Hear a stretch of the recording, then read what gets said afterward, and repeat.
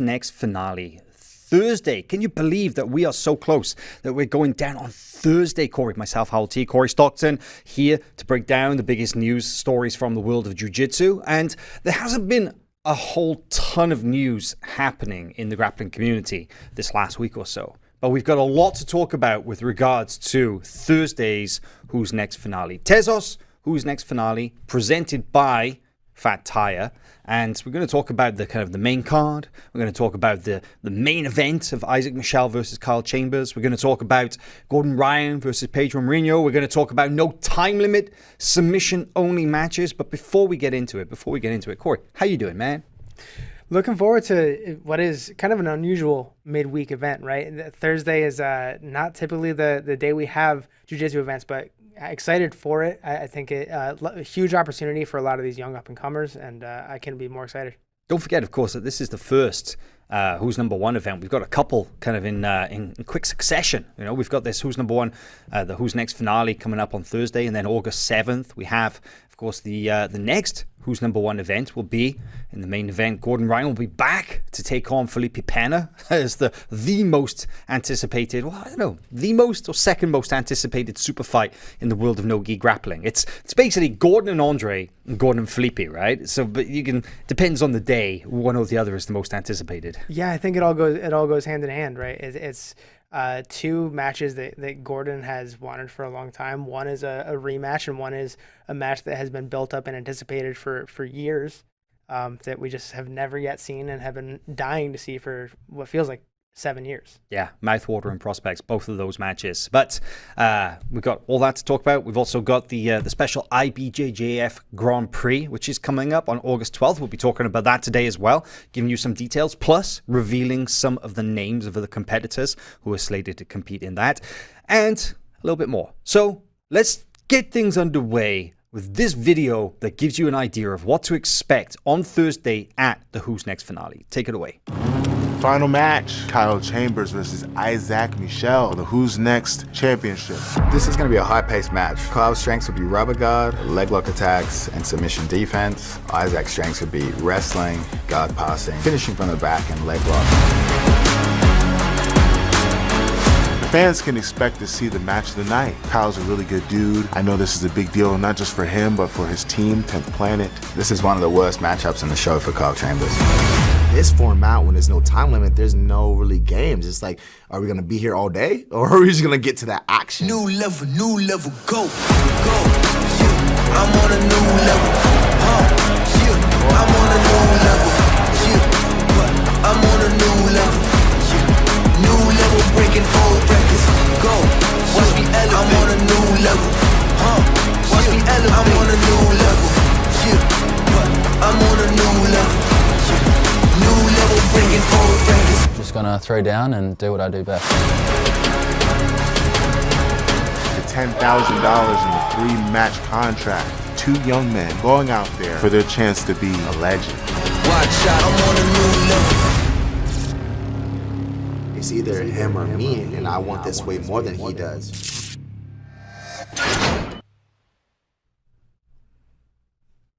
Oh man, how good is that? Oh, that video just gets the juices going. That is just, man, I'm so excited now because this has been a long time coming. Of course, the whole season, the first season of Who's Next, Submission Fighter Challenge, our reality grappling TV show, and it's just, everything has led to this moment, right? Yeah, we've watched these guys come from, this kind of prospect area where we don't know all that much about these grapplers. Maybe we've seen them here or there, but now we know everything there is to know about them. We've watched them ascend to this point, and the fact that we finally get to see them collide at this main event, this no time limit, Who's Number One match is really it feels like this perfect stamp on the end of this. Really is. So we'll talk a little about Isaac versus Kyle in just a moment. But before we do, we're just going to hit you with some news. So if you read the Grappling Bulletin article this morning, which you should always do, first thing on a Monday, you should basically open FloGrappling and you should go straight to the Grappling Bulletin, because that article contains all the big news stories from the weekend, all the essential results, everything you need to know about what's coming up. Well, that article would have told you that we have had to find a replacement because J-Rod's original opponent, Andy Varela, was basically unable to compete this weekend due to some personal stuff. But I think we found a very, very fitting replacement. Would you agree? Yeah, you can say that the replacement for Jay Rodriguez is almost his counterpart, right? We're talking, of course, about Giancarlo Bodoni. Yeah. Jay Rodriguez won the West Coast Trials, but Bodoni did it first. Bodoni won the East Coast Trials back in April. Both of them 88 kilogram Trials champions slated for Adcc later this year. So I love this match. I love the fact that we have Trials winner versus Trials winner. Jacob Rodriguez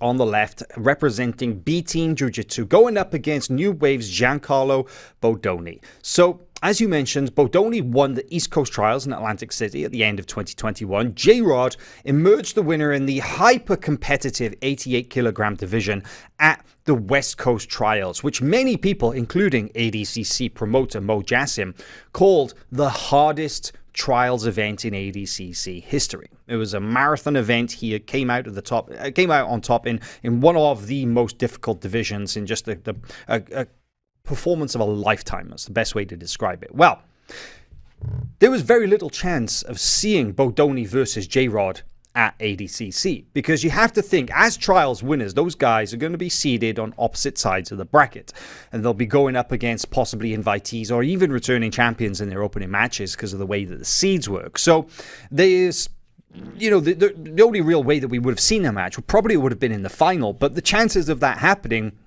two trials winners making the final, it was a slim chance, right? Right, but glad that we finally get to see it here. I think there's a lot of questions left to be answered as far as how that match would have looked had it taken place as a final of an ADCC Trials.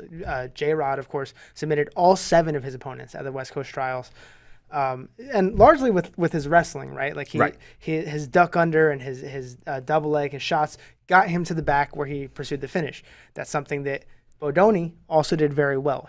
He wrestled well in all of his matches, especially in the final against Elder Cruz. But just like J-Rod, Bodoni has that similar strategy, right? Wrestle, cut the corner, take the back, and see what happens there. I would say that if you look at them stylistically, a little different. Whereas you could say that J-Rod is definitely the wrestler who has adapted his grappling game for submissions. Whereas Bodoni, he's a black belt, and he's competed at a high level, both gi and no gi. So you'd have to think that Bodoni is probably the better rounded of the more well-rounded of the two. He's able to fight from top and bottom. You think about J-Rod, you definitely think about that, sort of using the wrestling to set up the path to the back and taking the submissions from there. So a real clash of styles in this match. I really like it.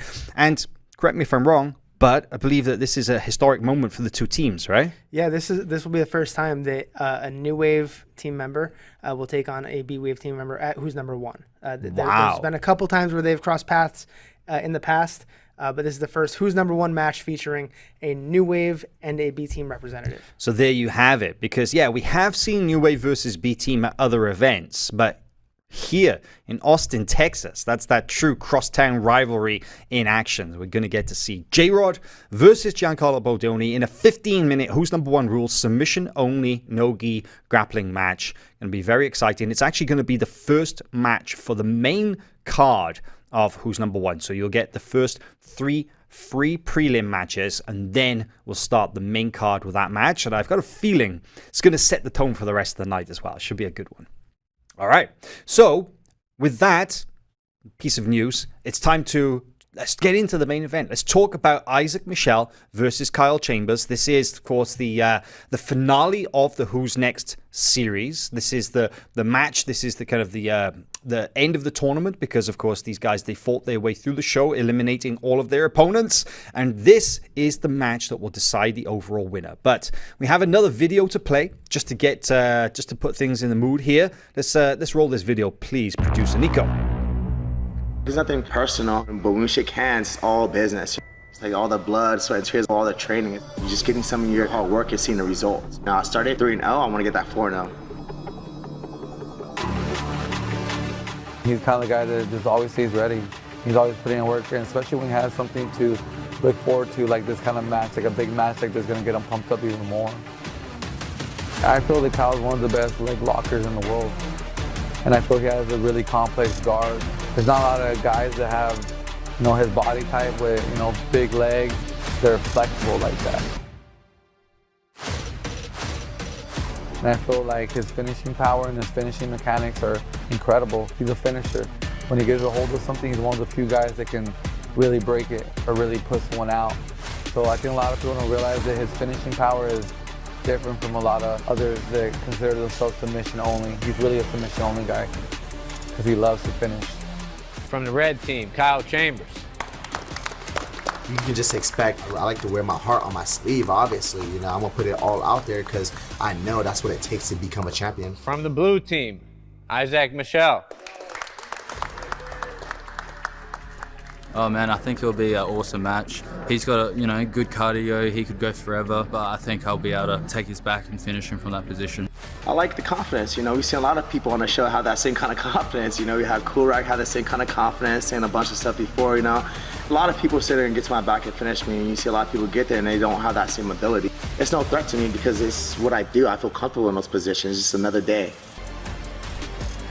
It's a perfect matchup for Kyle because he wants to take out people that have a good name, that have a lot of respect out there, and that have good accomplishments. And, you know, Isaac, he has all that.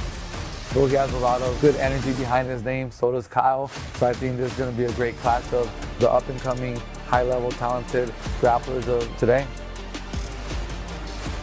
But just to feel the pressure is good. I love the pressure. I like thriving in the pressure. I feel like, you know, diamonds are forged in pressure, you know, and that's how I feel like I am, you know. So I love feeling that pressure of the final. Like all or nothing is like gambling, you know, and I feel like that's what it's up. You know, I gotta show up, and I always show up. So I'm just excited for the opportunity. I'm ready to capitalize. I say, I just want to have a great battle, man. I just already know that you're one of the best in the world. I'm one of the best in the world, and let's just put on a show for the people. Nothing less but the best.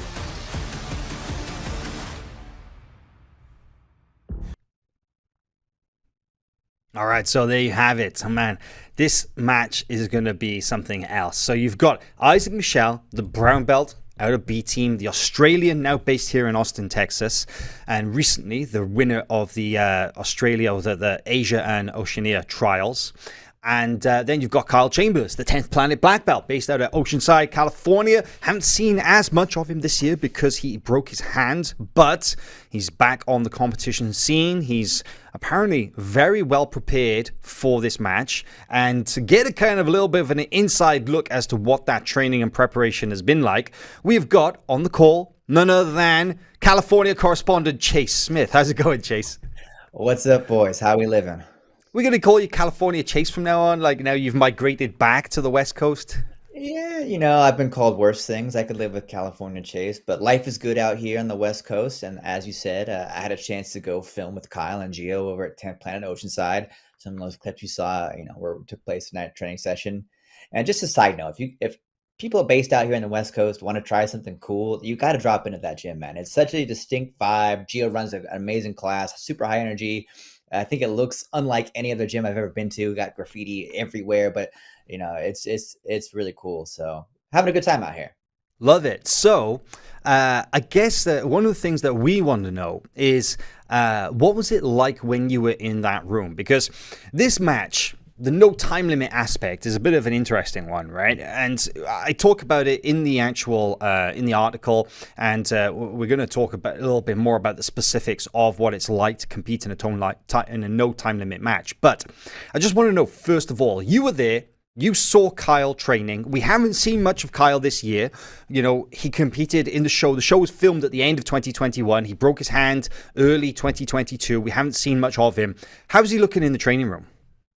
Oh, the beast, dude. The way he put it was he's doing all the extra credit. So we showed up at about 5 o'clock and he had just finished up strength and conditioning at a different place, was going to hit the sauna, then go train jiu-jitsu. He says he's doing everything, but he was very adamant that no time limit is not unusual to him. He says that that's something that the mindset they train for at 10th Planet every single day. He says they have to change that for going into things like W&O, to go into trials, to go into the Ibjjf tournaments they do. He says the 10th Planet system thrives on going for the finish and having great defensive skills. If you watch the full Gio interview, that's one thing that he points out. He says that, you know, if you're really a sub-only specialist, you got to have incredible defense. So to me, that indicates that Kyle's hoping to take this match into deep waters, go explore what no time limit really means, just as he did on the show, right? A couple matches over 45 minutes, one over an hour. So I think that is very much possible this week. Wow, that's interesting. So you have to think that when it comes to 10th Planet, those guys, they definitely are sort of on the spearhead, the vanguard of the sort of the sub-only movement, right? And of course, Isaac was very focused on winning ADCC and competing under a completely different rule format, a format that emphasizes wrestling, a points-based tournament. What do you think, Corey? Do you think that the preparations have been very different here, or what? I mean, if you watch, for example, the Kyle Chambers versus Andrew Tackett match, right? You look at somebody in Andrew Tackett who's such a cardio and pace master, and Kyle maybe got the worst end of the stick at a couple of moments there, but he stuck out every single attack, and he had the perfectly timed, maybe calm and patient defense, and was able to wiggle his way out. An hour and 32 minutes into the match. Exactly. Whereas if you look at the types of events that Isaac has been training for, it has been all, you can't really call an ADCC match that goes into overtime a sprint, right? It's a 12-minute match. It goes long enough. It's a grind. It's a sprint compared to an hour and a half long match. Yeah. So you would have to imagine that Isaac wants to come in here and get it done early, and that Kyle might want to weather the early storm from Isaac and see how far this thing can go. So you mentioned there about the sort of the length of the matches during the show, Chase, and I just kind of want to bring these numbers out so people have an idea, because Kyle Chambers, his quickest match on the Who's Next series, or the Who's Next show, I should say, was 9 minutes and 22 seconds long.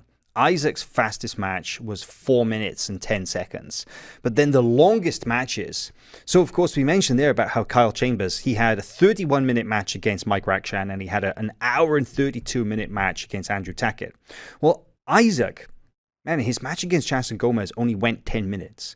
But he had that grinder of a 42-minute match with Adam Bradley. So it's not that Isaac couldn't go into the deep waters, but it definitely seems like Mr. Chambers is the one who would maybe prefer to kind of take it into the sort of the later sort of stages of a sub-only match, right? Yeah, I think that's an adequate way of putting it, right? Like, I think Kyle is looking to explore some mistakes that may occur after a certain amount of time, after 20 minutes, after 30 minutes, where Isaac may be hell-bent, all right, on getting that finish as quickly as possible.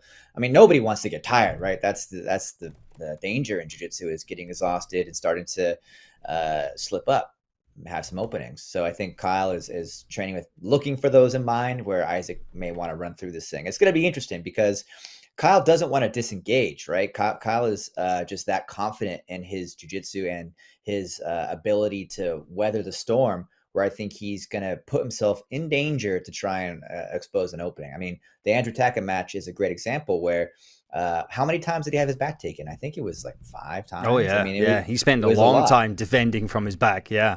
Now, that video you just saw there was just a brief glimpse of Adam Bradley's epic no time limit match against Tristan Overvig, and that match, now that went a massive 2 hours and 53 minutes. That was the longest match on the Who's Next show, and it just gives you an idea of that these no time limit matches, this literally, it could go as long as it takes, because when you go into a no time limit match, the only way to win by submission, when you are faced with an extremely defensive, extremely cautious opponent, it's not as easy as you think to just go out there and rip on a sub, right? Absolutely. And one thing I think is worth highlighting about, let's say, the Adam versus Isaac match is that Adam, due to that long match, that 2 hour and 53-minute match, was injured and playing a little bit more conservative than he might otherwise,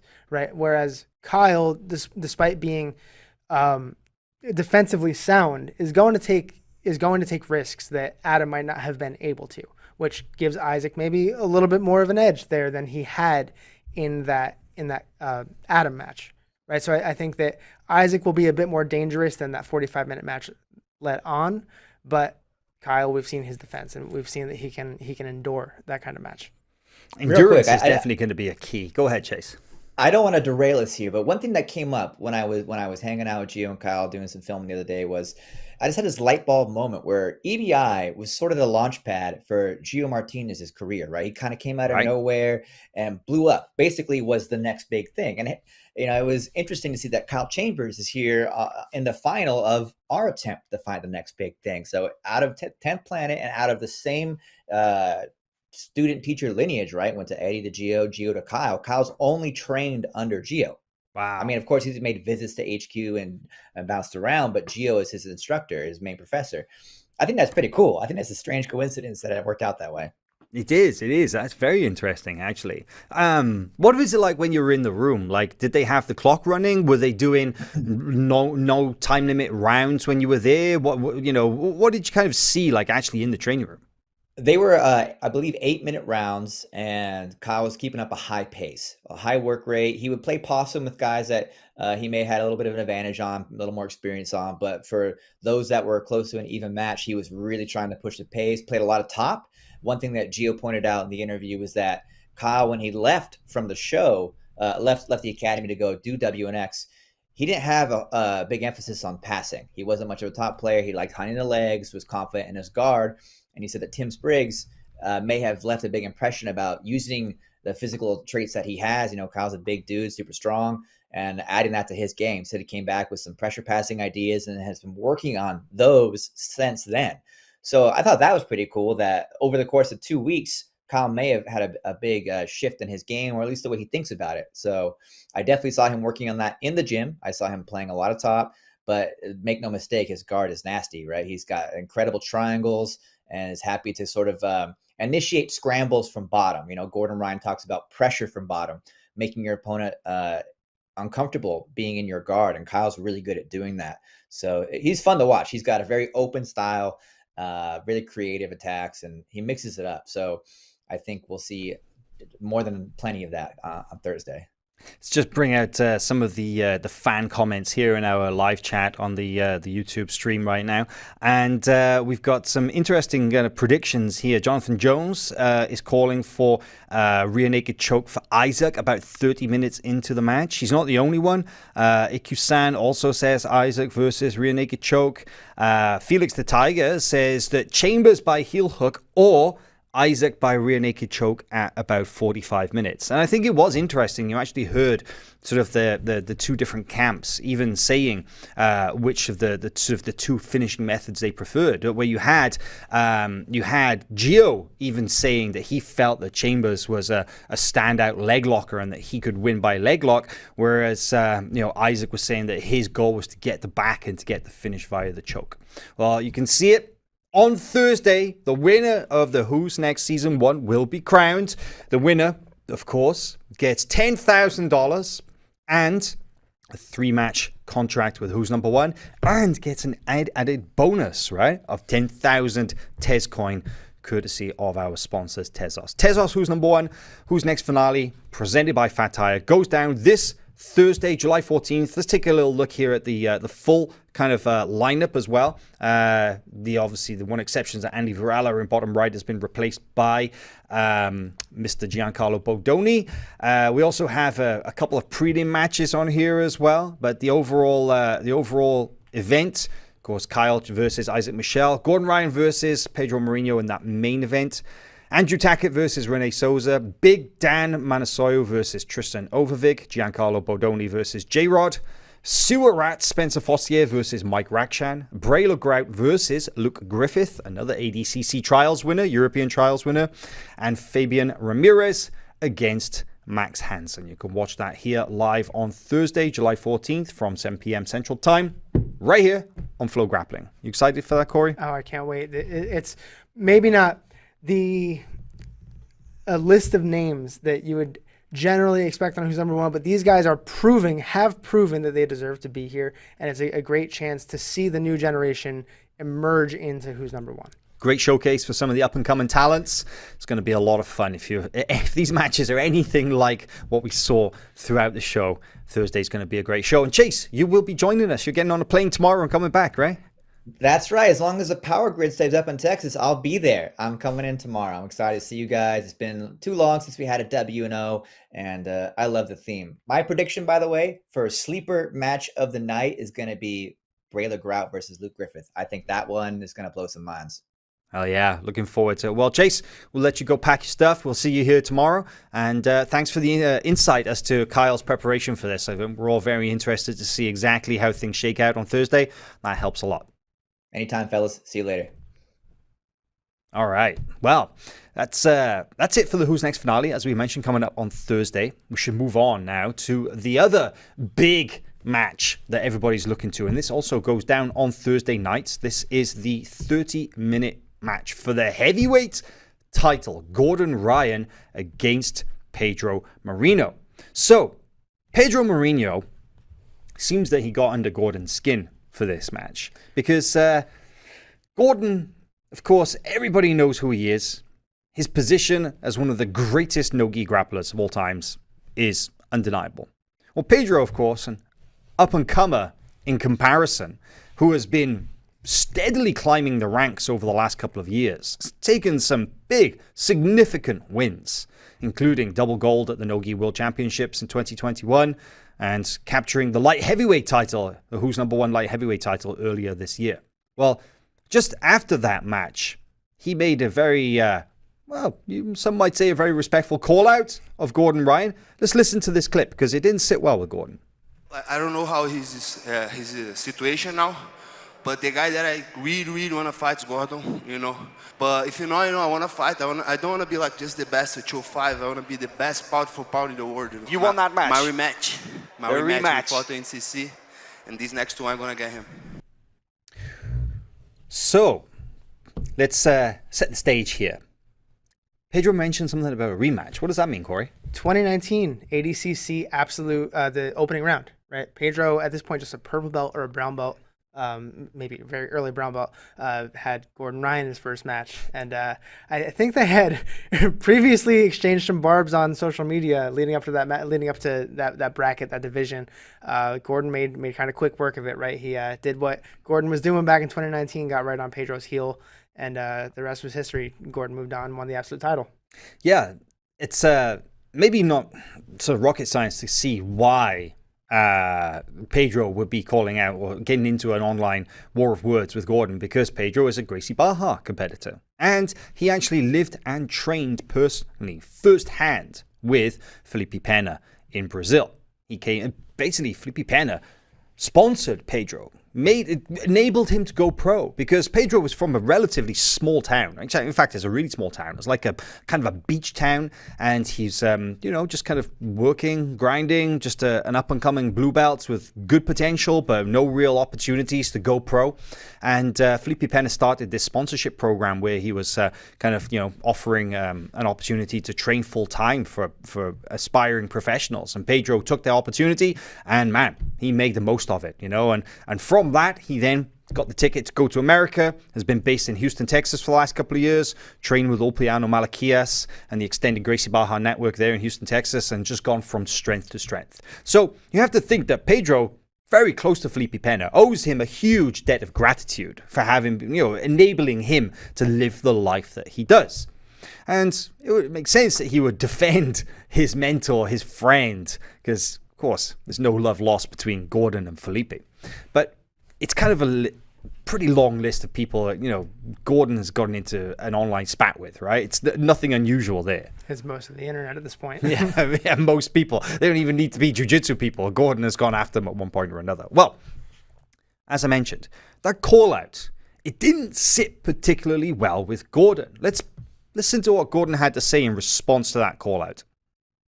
Yeah, I didn't actually see it. I watched the match, but I just turned it off right after it was over.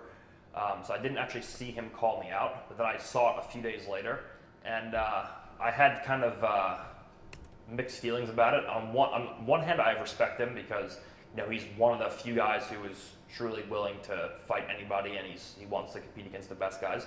And right now, the best guy happens to be me. But on the other hand, I was like I felt not disrespected, but I was like, so he thinks he can mention my name in the same sentence and think he's going to be competitive. Part of me respects him, and part of me is like, oof, that was a mistake because now I have to embarrass you. Could you describe a little bit about Pedro's jiu-jitsu? Yeah, so Pedro, as a whole, basically has a very cagey, stally anti-jiu-jitsu game where he's very good at not getting scored on. He can score and then stall. He's very explosive. He's very physical. He's a short, stocky guy who moves, has a great quality of movement. He can move up and down, side to side, back and forth very, very quickly. His guard passing is okay, but not great. He's got some good flanking passes that he does where he passes to north-south. His bottom guard is basically non-existent. The one thing that he does better than most people is he can do he has a tight guillotine on both left side and right side. So it starts off Gordon in true Gordon fashion. He's like, man, I kind of respect the call out, but it's bad news for you, buddy. But you listen to his appraisal, his analysis of Pedro as a competitor, and it is not at all disrespectful. No, I think Gordon maybe recognizes that there is some potential, right? He can't disrespect Pedro. He has to go in there cautious of what Pedro can do. And we know what Pedro can do well. He can wrestle. He's got a mean front headlock, and he's evolving. I mean, look at the growth he's made just from their last match in 2019 to now, where now he's out-wrestled Craig Jones for the light heavyweight strap. He beat guys like Cyborg, Wagner, Adam Wardzinski, Victor Hugo for the double no-gi world champion just back in 2021. Pedro has evolved, and Gordon, I think, of all people, recognizes it. And he's not the only one, because we have another video here of John Danaher also analyzing Pedro Mourinho as an opponent for Gordon Ryan. Let's play this clip, and we'll hear what Mr. Danaher has to say as well. The first time I'd never seen Pedro Mourinho compete. The first time I saw him was at the last ADCC. I was walking out with Gordon to a match. Mateus Denise is fighting 88 kilos. And he is having a war with this Brazilian kid. And I go to Gordon, who's this guy that Mateus is fighting? This guy's tough as hell. And he goes, guy's a fucking asshole. The last 2 years, you've got to give it to Pedro Mourinho. He improves so much. First of all, he's defensively very strong now on leg locks. He proved that recently against Craig Jones. Craig's a master of leg locks, and he's been on a streak lately, just beating a lot of very good people. He's got great physicality. He's got a great sense of how to understand the rule set and use tactics to win. Physically, he's a real specimen. He will go in against Gordon with a height disadvantage. But he went in with a height disadvantage to Craig, and it didn't prove to be a problem at all. He finds a way to make his body type work for him. He's got a nasty arm and guillotine, does it well on both sides. He's got he's got both left and right side guillotine attacks. I think he's going to be a really tough opponent. He's a very physical guy. He's got good confidence levels. I saw him recently at the World Championships. He's a lovely guy too. He's a very cool guy, and he's got a good fighting spirit about him. He's not afraid of anybody. He goes out and does his best. And he's beaten some really big names in jiu-jitsu in the last 2 years.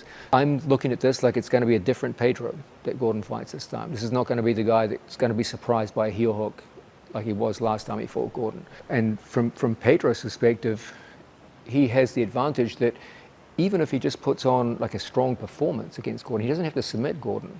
He just has to, imagine if he passed Gordon's guard a couple of times, like he did with Craig. Imagine if he was initiating most of the standing tie-ups and outworking Gordon. That would be enough for him to win a decision. He'd be a legend if he did that. I think that this is going to be a very tough, scrappy, physical match. No surprise to hear the similarities in their analysis of Pedro as an opponent, but very different analysis of Pedro as a person.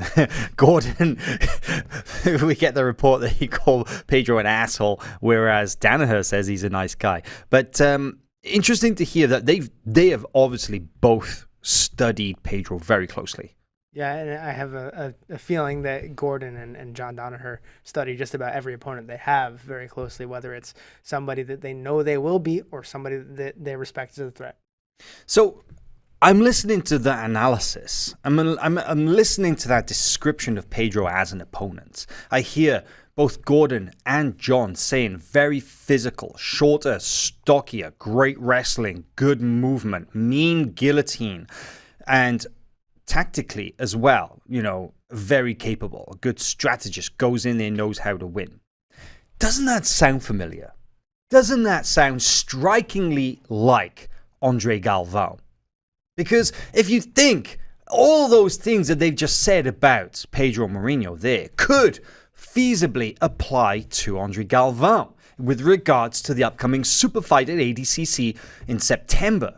And I just had this kind of light bulb moment going off this morning while I was listening to Gordon, listening to John break down how they perceive Pedro as an opponent, that this match will, for us at the very least, for Gordon, it'll serve as an excellent tune-up for us. It'll maybe act as something of a preview, what to expect come September when Gordon goes up against Andre Galvão. Yeah, the similarities are striking, actually. The aggressive, gritty, physical style of Pedro Mourinho and the kind of similar attacks, the actual techniques that he uses, right? Now, Pedro is not nearly as accomplished as Andre Galvão, but he has a trajectory that's similar. And I think it's a great way to kind of stage. You can't call Pedro a tune-up match, right? He's not a tune-up match, but he is maybe a test run. That is definitely a better way to describe it, because you don't want to overlook Pedro Mourinho. You don't want to just consider him a warm-up for matches to come. He is the light heavyweight champion. He won that title fair and square, and he did so in resounding fashion. And Danaher is absolutely right. This is a 30-minute match. Pedro doesn't need to submit Gordon. He can just go out there, have a very strong showing. He can score some significant moves throughout that match, potentially win the decision. Gordon, his game plan for beating Pedro Mourinho in a 30-minute match. Remember, this is not a no time limit match. This is not like the match against Felipe Pena in August. This match is at a 30-minute time limit. That Gordon will have to have a game plan for how to deal with an elusive, as he described, cagey, cautious opponent who's very much in and out and will look to compete on his terms, will not just blindly walk into Gordon's game and go head-to-head technique for technique for him. He's going to try and go in and he's going to try and implement a game plan, much like he did against Craig Jones. And that game plan, I think very similar to what we may expect from Andre Galvão, is going to be loaded with physicality, right? Whether it's cagey and maybe cautious or not, Pedro, just like Andre, is going to try and make Gordon work, right? So maybe they won't be engaging at every step that Gordon may have a trap laid for them, but they will be trying to lean on Gordon, tire him out, and break him that way. Yeah, I think I can see Pedro coming out hard. I can see him, like you say, making it a physical match. The way that he's he's kind of heavy-handed, those clubbing blows. He's so good at snatching the neck. Very reminiscent of Andre Galvão's style. I think that the similarities between the two are considerable. So this match is going to be interesting on so many levels. Of course, the primary thing is, of course, that who will take the heavyweight title? Can Pedro Mourinho join Taira Ruotolo in becoming a two-division champ in Who's Number One? Will Gordon Ryan claim his first Who's Number One title belt? And what will that match look like? What kind of indication will it give us for the upcoming super fight at ADCC in September? We're going to find out on Thursday night, July 14th, right here on FloGrappling.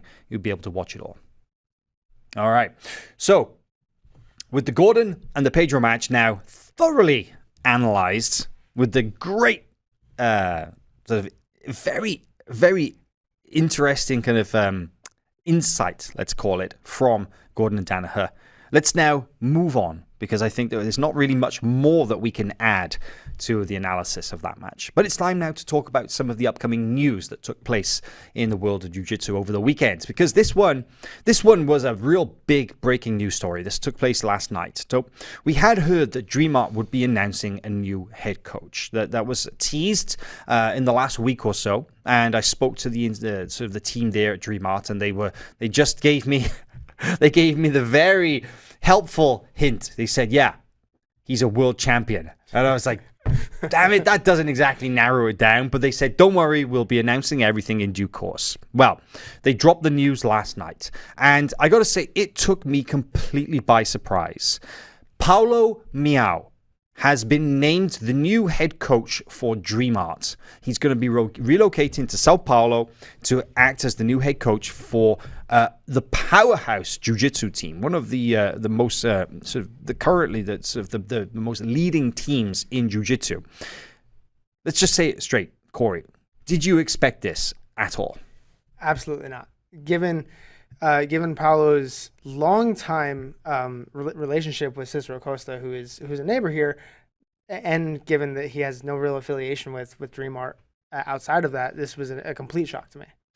Well, for me, the greatest shock was because I've always associated Paulo as a competitor. And as one of the most prolific competitors of the last decade, and extremely accomplished, but also as a model for that extremely dedicated, one might say borderline obsessive kind of aesthetic monk-like existence. Somebody who doesn't bother with the trappings of the modern world too much, doesn't worry about nice clothes, about a big house, about fast cars.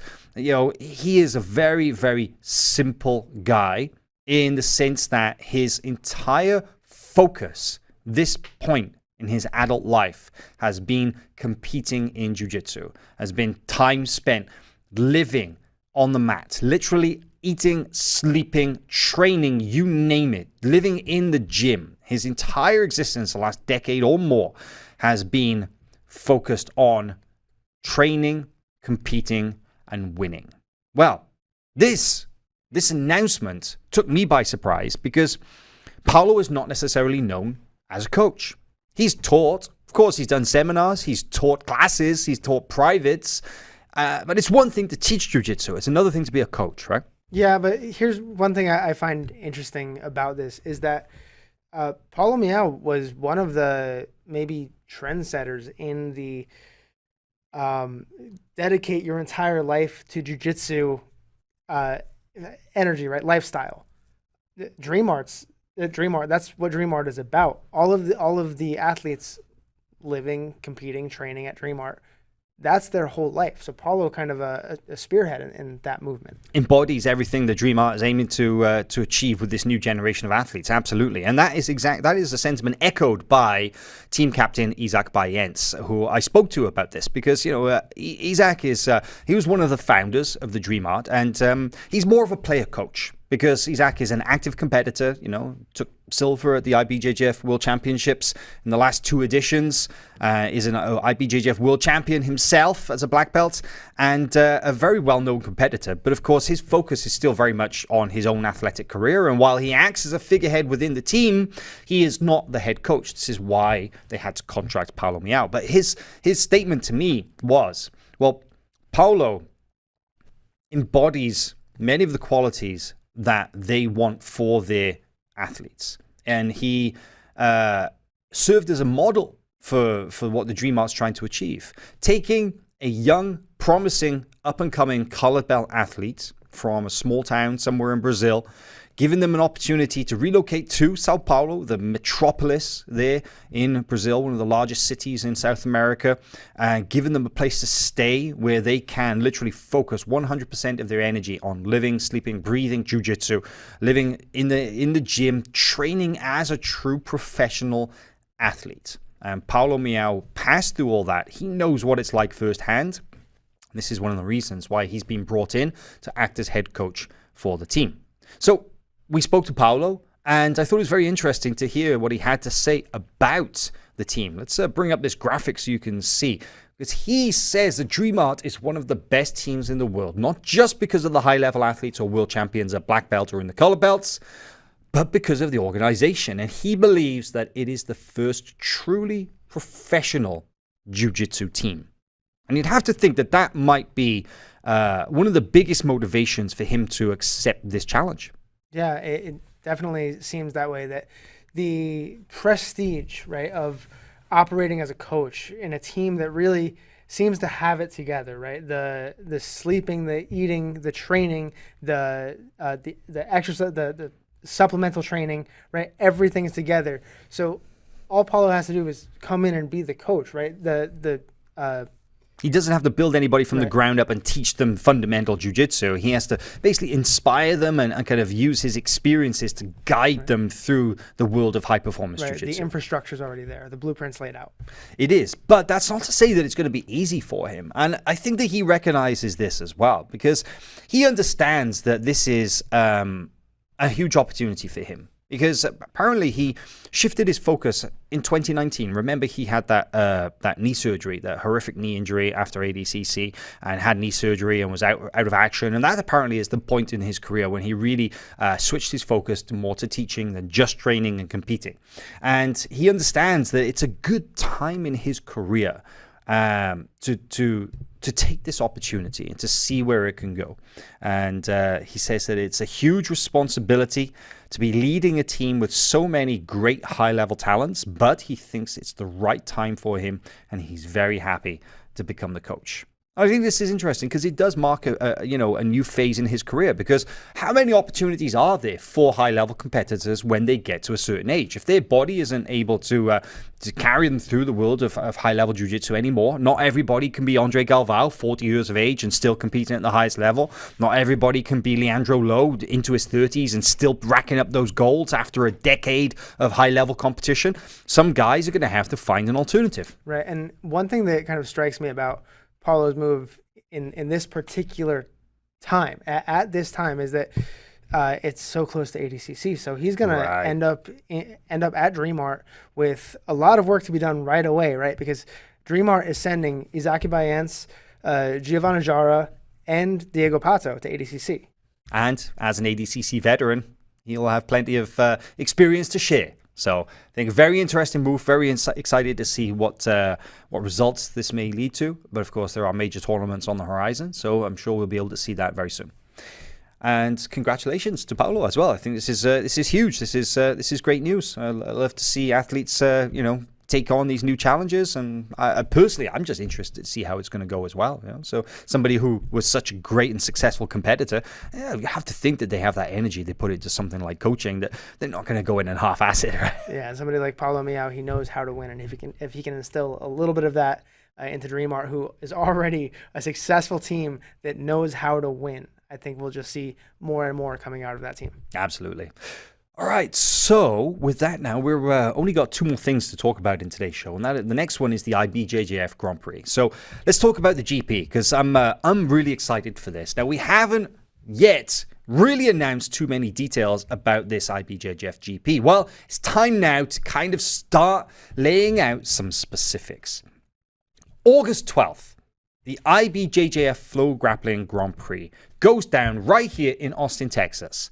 And it is going to feature 2 4-person black belt brackets and a number of black belt super fights.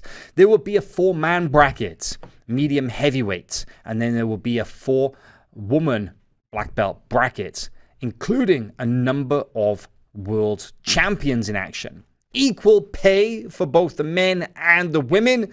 A nice 5-figure cash prize for the overall winner of both of those divisions. And the Ibjjf started dropping some of the names today as well. Do you want to drop off the first one that we got to call out? Yeah, I can't wait for this whole event. But we'll start with the female GP, where the first is recent world champion Bianca Basilio. Bianca Basilio, 2022 Ibjjf World Champion, will put the gi back on just a couple of weeks out from ADCC to compete at the Ibjjf GP. She is an extremely well-known competitor, very well known for her devastating footlock, for her crowd-pleasing style, her acrobatic sort of nature. She's a fantastic competitor, always got a huge smile on her face, and always goes out there to basically for the kill. I think this is one of the reasons why she's so beloved by the fans. But yeah, Bianca Basilio, the first of 4 names. Now, what the IBJJF will be doing is they'll be releasing 1 male and 1 female name every day this week. Monday, Tuesday, Wednesday, Thursday, until the 2 divisions are complete. And then Thursday night at the Who's Next finale, we'll be dropping the names for the super fights as well. So with Bianca Basilio confirmed as the first competitor, let's now reveal the first male competitor. Now, the male GP, as we mentioned, is going to be in the medium heavyweight division. And this is a very interesting first name. It is Gabriel Arges. Gabriel Arges, the 2-time world champion, enters the GP after, I would say, Corey, a considerable layoff. Haven't seen too much from Gabriel over the last year or two. Yeah, the last year we saw him competing regularly was in 2019 when he won his most recent world championship. Since then, it's been very, very, very spotty, I guess you could say, as far as his competition record goes. But a huge threat nonetheless. Last time we saw him, he was winning, right? And he kind of left on top. Gabriel Arges, a Gracie Barra black belt, based in well, he was out of Northridge with Homlo for years now and has his own academy actually now and has branched out. And I think that's one of the things that maybe took him away from the competition scene there as he was working to establish his own gym. But, you know, with years of training alongside the likes of Felipe Pena, like Homlo Bahal, his teammate and very close friend, Edwin Najmi, Gabriel is an extremely accomplished competitor, great technician, and I'm excited to see him back in action in a high-level tournament like this. I mean, we haven't released the other names of the black belts just yet, but you have to think, if they're of that caliber, it's going to be a high-level tournament. No, there are some very exciting matchups waiting for him that we'll find out. We'll be able to reveal later on this week. Yes, stay tuned. Every day we'll be dropping the names for the IBJJF GP on our Instagram, social media, and then on Thursday night we'll reveal the full lineup for both of those divisions. And as I said, the IBJJF super fights that will take place on the same event. Going to be really cool. I'm really excited for this. It's nice to be able to see a you know, the sort of the gi given a little bit more love. You know, of course, after the World Championships, things shift gears so quickly. You know, as we go into the summer, and especially in an ADCC year. You know, basically everybody just takes the gi off, throws it away, puts it in the closet. They're all about no gi for the next couple of months. But there's still a lot of people out there who like the gi. Yeah, and there are athletes that tend to stay exclusive to the gi, right? And those athletes don't go away, right? They still have competitive energy. They want to compete, and we have a platform to watch them do it. Yeah, can't wait. It's going to be a lot of fun. That goes down August 12th. You'll be able to watch it here on FloGrappling. Don't miss that. All right. Last piece of news for today's show is the ADCC 2022 World Championships. Man, just keeps getting closer. We're about 10 weeks away. Can you believe it? That's 2.5 months. But that's going to go by really quick. Well, over the weekend, ADCC announced the final invite. Damon Ramos was added to the over 99 kilogram division. So that now means that all 97 places have been filled. Unbelievable that we're that close. We're so close that we know the roster, right? We know everybody who's going to be competing in all 7 divisions. It feels real. It does feel ADCC real. is real. However, the division's probably going to change a lot between now and then, because we already had one pull out very recently. Gutenberg Pereira had to withdraw, citing a back injury. He was replaced by his teammate Max Jimenez in the over 99 kilogram division. He was the first competitor and a trials winner as well to withdraw from the tournament and to be replaced by somebody else, because we hadn't even completed the all of the invites in that division before the first switch was made. But it's unlikely to be the last, because as we've seen in ADCC in the past, I mean, literally you can have guys on standby because people can get sick or get injured. Sometimes just 24 hours out from the event, right? But this is the beauty of having such a publicly viewable trials process, right? That all of the trials were streamed on Flow this year, right? Which means that most of the fandom knows exactly who deserves to be in next, right? I mean, everybody has their arguments, but you can kind of see, okay, this person was this successful at this number of trials, and you can make an argument, and the athletes can make an argument for why they deserve the replacement spot should one open up.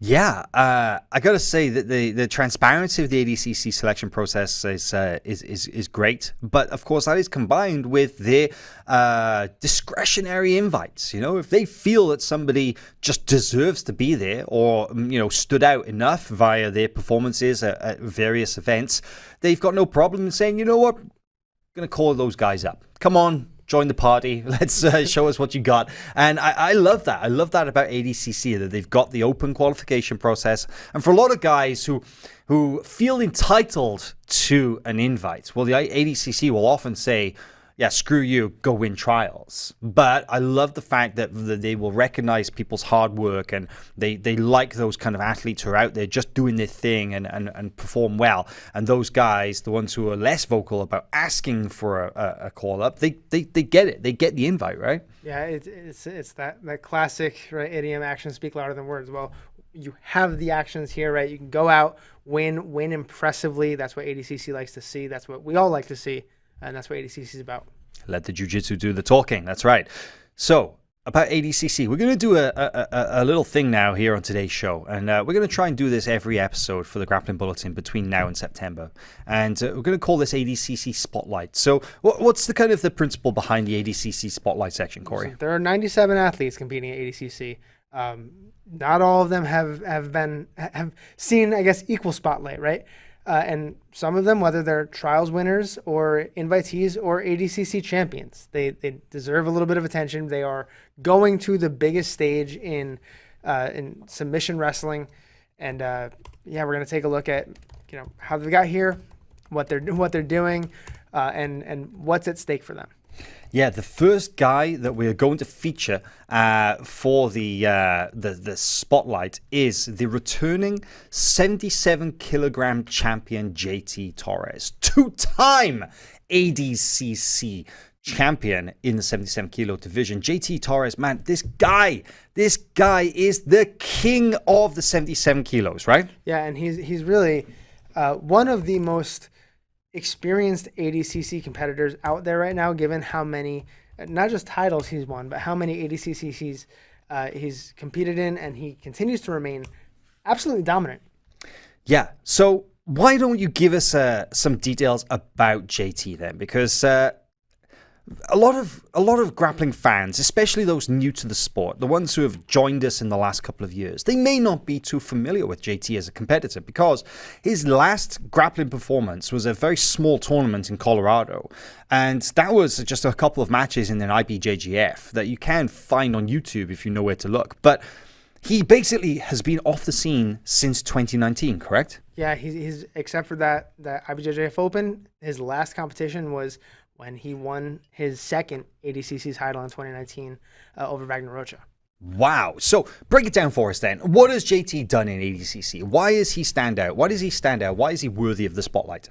Won it in 2017, and in something that is almost never done, he came back and won the second year. In those 2 years, in the 8 matches he had in 2017 and 2018, he did not concede a single point. And JT Torres, just if you watch his style, he is born and bred for ADCC. Right? Let's play this video, if you can, please, producer Nico, while we're talking, because we have some training room footage of this, and we can play this without audio for the training one. But we've got the JT Torres training at his gym in Essential Jiu-Jitsu. This is in New York, right? It is in Westchester, New York. JT Westchester, best Chester. There you have it. Yeah, and JT, his game, well, many say that it is absolutely perfect for ADCC. Would you say that? Absolutely, and it's because of this. It's because of his pressure both on the feet and on the mat. He's a phenomenal wrestler, incredibly strong, but when he gets on top, that's where he thrives. We all know ADCC rules tend to favor the top player, and this is why, because when JT gets on top, his pressure is second to none. He will patiently dismantle his opponents and work his way into a dominant position. He is never nice about it, right? He has a unique way, a distinct way of making his opponents feel incredibly uncomfortable, and he carries that to victory. Yeah, and I think that it is really important to point out that JT Torres is one of the best wrestlers in ADCC. And I'm not just talking about currently, I'm talking about of the last 10 years, that few people have been able to take JT down. He's got a very conservative style of wrestling that is very, very gritty. You know, he has got an excellent work rate. He goes out there, but he utilizes wrestling attacks that are best for ADCC rules. And if you ever listen to one of the ADCC live chats on Instagram, you'll hear Mo Jassim talking about how a lot of people will go out and waste energy while wrestling. You know, they'll pick a guy up and huck him around with sort of suplex style attacks and not score. Because you need to take somebody down and control them on the ground to score under ADCC rules. And JT utilizes, he loves the arm drag to the inside trip, the Kochigari style. He's got great blast doubles. And he's got great, you know, sort of the, he doesn't use duck unders as such, but he shoots for the legs and then kind of turns around, turns the corner and gets to the back. And he's really, really good at scoring with his wrestling techniques and then riding his opponents and then putting on that pressure from top. So it's kind of like the model game of what really, really works. Effective wrestling under ADCC rules, right? Yeah, and in my mind, there are two JT Torres moments that stand out to me as just the iconic, right? The definition of what makes JT so good. It's the takedown on DJ Jackson from I think it was 2019. Yep.